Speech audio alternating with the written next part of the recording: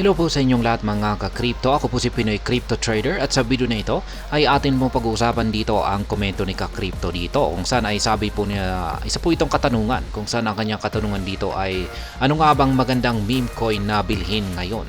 Kaya yan, meme coin. Kasi yung mga meme coin ngayon ay sila po yung nagpapakita ng magagandang performance ngayon. Kaya ayan, bago po tayo magpatuloy ay nais ko lamang po munang bigyang linaw ang aking disclaimer kung saan ang nilalaman po ng video na ito ay hindi po ito isang financial advice. For education and information purposes lamang po ang layunin nito.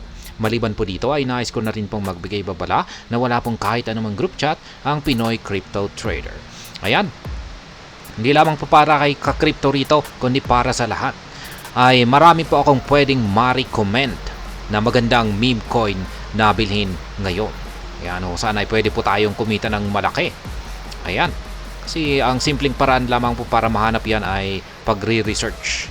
Ayan, kung bihasa ka na po kasi sa pagre-research ay madali mo na lamang pong mapipili yung mga meme coin na may potensyal. Pero syempre, hindi po ako magre-recommend ng yung mga bago po talaga na mga meme coin. Yan po talaga. Diyan po talaga tayo kikita ng malaki. Yung mga bagong meme coin na may magagandang project, may magandang background at may potential, may fundamental. Yan na parang backer nito. Kaya yan po yung mga magandang mga bagong meme coin na magandang bilhin natin dito. Pero hindi po ako magre-recommend diyan. Yan, hindi ako magre-recommend ng mga bagong meme coin kasi para po sa mga baguhan ay napaka-risky po niyan kung hindi po natin alam tumiming sa exit or tamang pagtitake profit. Pwede po tayong maipit dyan. Maski gaano pa kagandang meme coin, bagong meme coin yan.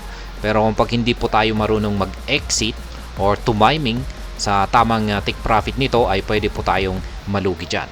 Kaya sa video na ito, ang aking marirecommend lamang po ng mga meme coin ay syempre yung mga established, yung mga well-established na mga meme coins. Kaya yan, puntahan po natin yung dito kay CoinMarketCap. Ayan, re-recommend ko yung mga syempre ng mga nandito, yung mga top meme coins natin dito. Syempre unang-una itong si Dogecoin, okay pa yan. Okay po itong si Dogecoin. Hinihintay lamang po natin dito ay si Ginoong Elon Musk na lumabas na or maglabas ng kanyang pahayag para i-hype itong si Dogecoin. Yan lamang po yung hinihintay natin. At sa kahit anumang oras ay pwede po itong sumabog. Isang tweet lamang o isang statement or pahayag ni Ginoong Elon Musk ay sasabog na kaagad itong si Dogecoin. Pero yun nga lang at medyo tumahimik po si Ginoong Elon Musk sa ngayon. Malamang ay baka talagang naghihintay lamang po siya ng tamang pagkakataon. At syempre, suportado po niya itong si Dogecoin. Yung isa pong malaking posibleng mangyari rito kay Dogecoin ay yung gagamitin po siya bilang isang payment option or method dito sa kanyang platform na si X. Yan, sa kanyang X platform, ang dating Twitter. At ayan, ang sunod ay itong si Shiba Inu. Ayan, isang paborito nating meme coin na si Shiba Inu na madalas po nating tinetechnical analysis sa araw-araw. Syempre itong si Shiba Inu ay marami po siyang mga projects, mga development sa kanyang ecosystem. Sa katunayan, hindi na po siya dapat kabilang rito sa meme coin kasi sobrang dami na po ng kanyang mga projects. Pero syempre, galing pa rin po siya sa pagiging isang meme coin kaya ayan, nandito pa rin po siya. Kaya ayan. Kaya kasali na rin po siya sa aking suggestion dito. Kasi solid na rin po siya at maski hindi po mabilis yung kanyang pag-angat, pero in long term ay daan-daan po siyang umaangat. Kaya ayan, sa tingin ko ay hindi po katulad ni XRP na yan, nag-consolidate na lamang po siya. Itong si Shiba Inu ay ito ay dahan-dahan na umaangat at hindi po siya mauuwi sa pagko-consolidate lamang. Kasi ang maganda po dito kay Shiba Inu ay meron po kasi siyang isa po kasi siyang deflationary or yan, nasusunog po or nababawasan yung kanyang total circulating supply. At lalong-lalo na yung kanyang yung malaking tulong po talaga yung kanyang Shiba Inu. Kaya ayan si Shiba Inu. At syempre nandito na rin si Pepe. Ayan, ngayon ay si Pepe ang pinakapaboritong meme coin po kasi ng buong crypto community. Parang ewan ko ba, parang may mas charismatic po yata itong si Pepe. Ayan. Kaya maraming nagkaka-interest dito. At yan po talaga ang meme coin. Ayan. Ang meme coin ay naka-depend sa mga hype, interest, ayan, interest ng mga investors o yung mga gustong bumili nito. Kaya yan po talaga ang masasabi kong isang meme coin itong si Pepe. Ayan. Syempre, mga meme coin na rin, Dogecoin at saka Shiba Inu ay galing na rin dyan. Pero syempre, medyo parang nabawasan na yung interest sa mga ito kasi luma na. At itong si Pepe ay bagong-bago pa kasi. Ayan, nandyan na rin si Dog with Hat. Ayan, isa na ring aso. Kaya bagong aso na meme coin. Kasi ayan, gaya ng sinabi ko kanina ay nakakasawa na rin itong si Dogecoin at saka si Shiba Inu kasi lumang-luma na sila or matanda na. Kaya syempre, mas gusto natin yung bago na aso. Ayan, katulad ni Bonk, nandyan na rin si Bonk, si Fluky Ino.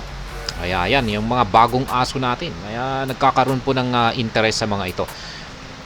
Pero ayan, yung pagkakaiba ng mga ito, katulad ni Bonk at saka si Fluky Ino, ay maganda po yung kanilang development. Sunod naman ay itong si Boom. Isa na rin po itong palaka. Ayan, meron lamang po tayong nag-iisang palaka dito na si Pepe. Ngayon ay dalawa na. Meron na po tayong pangalawa na palaka. Kaya, ayan, mukhang marami na rin po kasing mahilig sa mga palaka. Ayan, si meme coin meme. Okay na rin po yan. Dog go to the moon. Ayan, okay na rin po ito. Pero, medyo, ayan, parang hindi ako gaanong yung parang masasabi kong 50% lamang po yung aking parang recommendation or suggestion or isa-suggest ito. Nasa mga 50%. Parang ayan. Itong si Cats in a Dog's World, ayan, okay na rin po ito. Kasi siya po yung kauna-unahan naman rito na pusa na meme coin. Kaya ayan, kung titignan, i-check natin dito sa itaas ay mga aso, mga palaka. Ayan, aso at palaka. At ngayon ay, ayan, ito po yung si Mew, ang nag-iisang pusa rito. Meron pa tayong isang pusa rito, itong si Popcatsol. Ayan, Popcatsol. Kaya okay na rin po yan. Itong si Brett, ayan, okay na rin po itong si Brett. At saka, ayan, Magcoin, Maga Trump. Ayan, okay na rin po itong si Maga Trump. Sa tingin ko ay sasabog po itong si Maga Trump kasi meron po siyang kaugnayan kay Donald Trump. Ayan. Kung saan ay isa po siyang ayan, tumatakbo siya bilang isang kandidato sa pagkapangulo ng bansang US. Kaya pag nanalo po itong si Donald Trump sa pagkapangulo, ay sa tingin ko ay sasabog po ang presyo na ito. Ayan, kaya kung pag bibili po tayo ng Maga Trump ay dapat ay binabantayan po natin yung eleksyon sa bansang US. Kasi kung pag natalo po siya ay sa tingin ko baka babagsak po ito. Kaya kung pag nakita natin na talagang natatalo na siya, benta na natin lahat. Exit na po tayo kay Maga Trump kasi posibleng bumagsak po yan.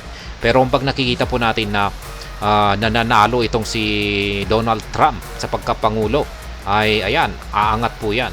At i-hold lamang po natin yan. Kasi tataas po yan. Kaya yan naman po yung Trump. Yan, Maga Trump. Kaya yan po yung mga recommendation ko rito or suggestion ko ng mga meme coin. Yung mga nandito lamang po sa mga top meme coins natin dito na hindi po gaanong risky. Kasi kung pag magre-recommend ako sa mga bagong mga meme coin, ayan, ay maganda naman po, may chances na kikita tayo ng malaki. Pero yung problema lamang po rito ay marami pong mga baguhan ang hindi marunong mag-timing sa exit or mag-timing sa tamang take profit.